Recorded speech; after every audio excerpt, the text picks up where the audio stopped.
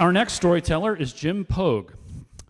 Jim is an engineer where making mistakes is often very visible and obvious.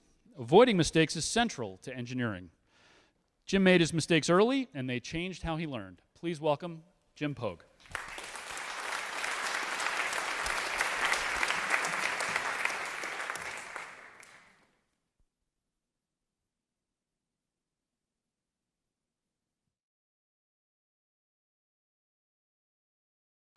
Hello.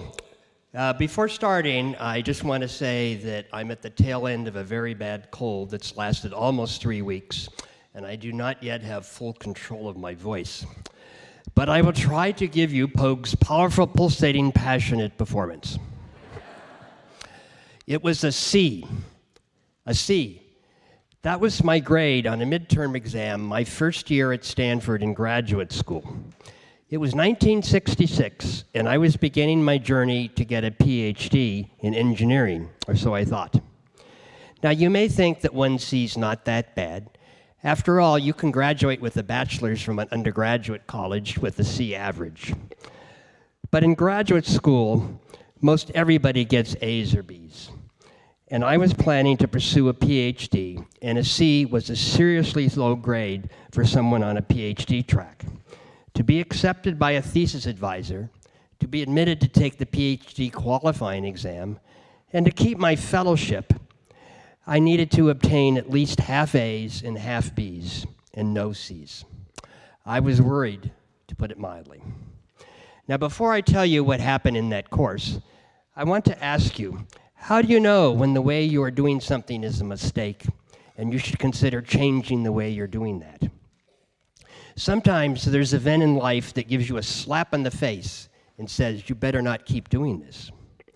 But sometimes life just gives you a gentle nudge in the ribs that you may or may not notice, but is trying to tell you that a change is needed. You have to pay attention to that nudging, to your mistakes. That took me a while to learn.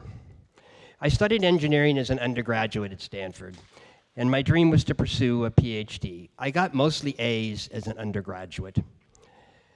I could crank out the weekly engineering problem sets with the best of them.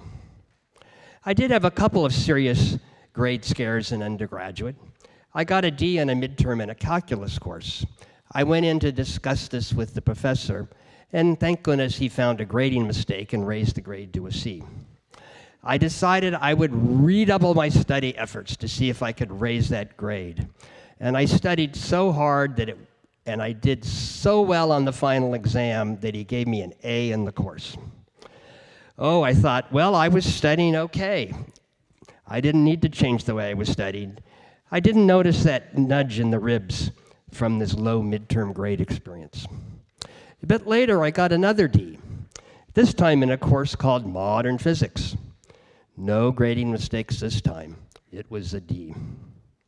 Once again, I redoubled my study effort, but the best I could do was to raise that grade to a C in the final. I just chalked this up as a fluke and saw no reason to re-examine my study habits. I just didn't think about that stronger poke in the ribs of this D that I eventually raised to a C.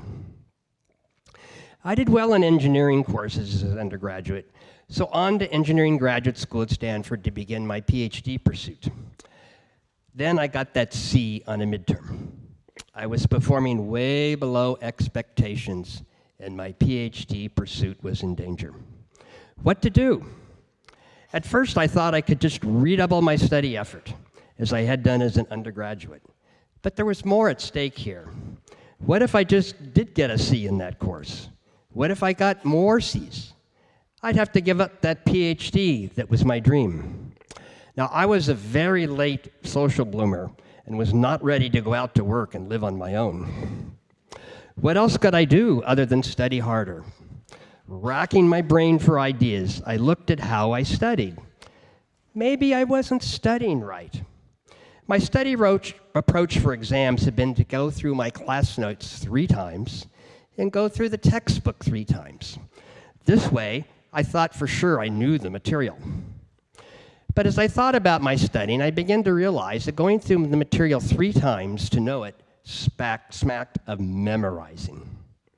Maybe this let me remember what a concept was, but maybe I didn't really understand why it was the way it was.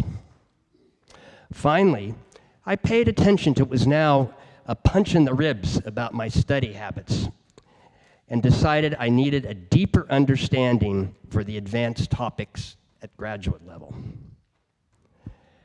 I did not just need to understand the math flow that proved theorems. I needed to understand why the theorem was true and what were the implications of this. So I thought, what if I went through the material just one time and thought long and deep about each topic? I started to go through each topic once and think deeply about it. And I took the final exam in that C midterm course. I raised that grade to a B. And I got A's in all my other courses. I was so happy I did not have to abandon my PhD pursuit. This new approach to spend time understanding each and every problem stood me well in further graduate school and in my working career. I went on to complete a PhD at Harvard, and once finally on the job, I became a sought-out analyst. Now today, at age 75, my challenge is no longer to do great analysis. My challenge now is to be a good grade A grandfather to my 19-month-old grandson, William. Sure, I had reared 3 kids, but the day-to-day, all-day nuances of a 19-month-year-old are new again. William and I are going outside, but he resists putting on his coat and hat.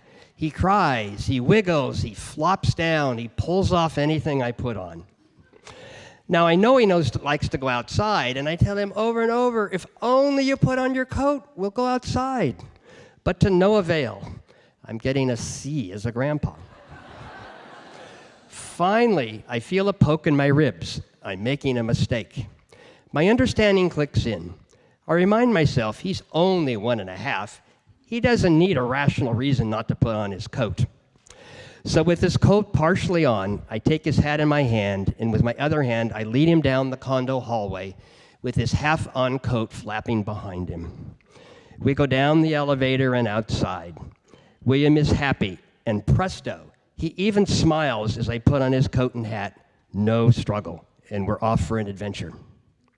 Maybe I can learn to be a great A grandpa after all, and it will certainly be a lot more fun than trying for all those A's in engineering.